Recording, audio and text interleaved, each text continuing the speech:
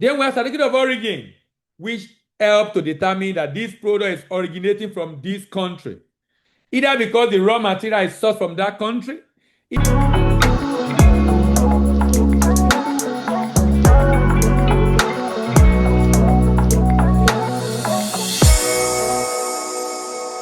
In this video, I'll be talking about post-export document. As the name implies, post-export, there are documents issued, issued after shipment, often require a destination. Most of them have the bill of lading number, which is often issued after shipment. You can divide into different documents. You can divide into a commercial document, you can divide into financial document, you can divide into regulatory document. Financial document. This will be a bill of exchange, a document issued by the exporter, attached to other shipping documents, sent to the buyer's bank from the exporter's bank, released by the buyer's bank to the buyer, for the buyer to accept and pay, or for the buyer's bank to accept and pay sometimes in future.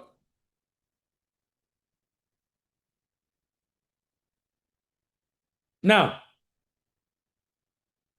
it could also be commercial document like bill of lading, invoice, packing list, certificate of quality and quantity, certificate of origin, and many other documents depending on the nature of a transaction.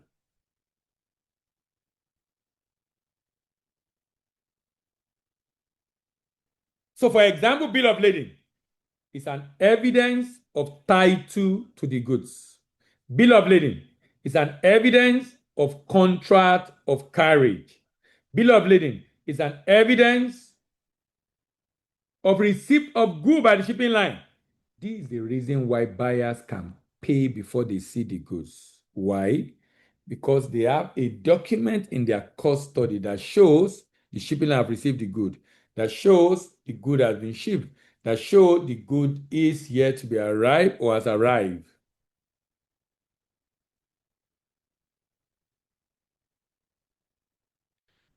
Then we have invoice. What does invoice do? It's used to determine duty payable at destination. It's used to determine how much the exporter is paying, importer is paying, or how much the exporter is expecting, and then the insurance payable.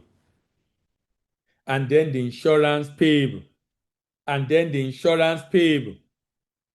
Then we have packing list. Packing list help exporter in loading and arranging the container. It helps custom in unloading to do inspection, and it helps importer in unloading and checking to confirm what he ordered is exactly what was shipped. It's able to confirm there's a discrepancy between what is in the container and what is in the document.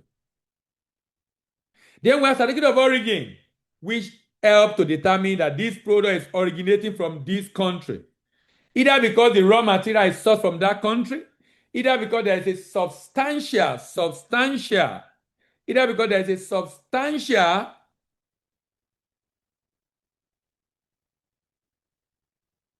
value addition or processing done in that country. There are different criteria to determine origin of goods. It's called the rule of origin.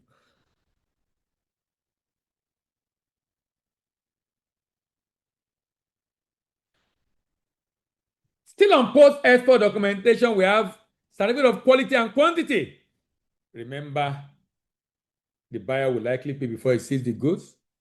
The buyer needs to be sure of the quality of the product and the quantity of the product, so that whatever is being incurred, so that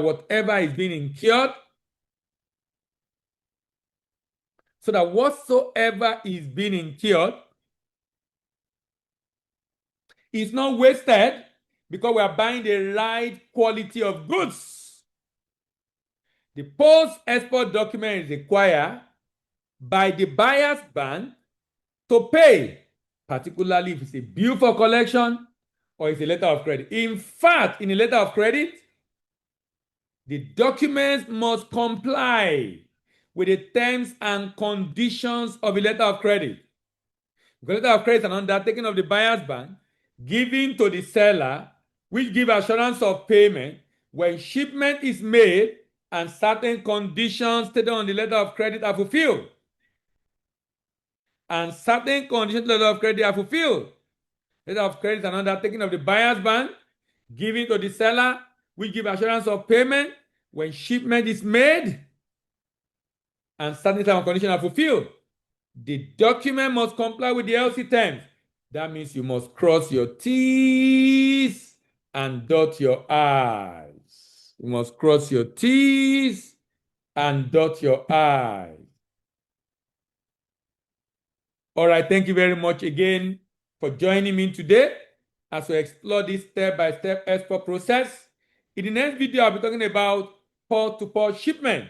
See you in the next video, and bye for now.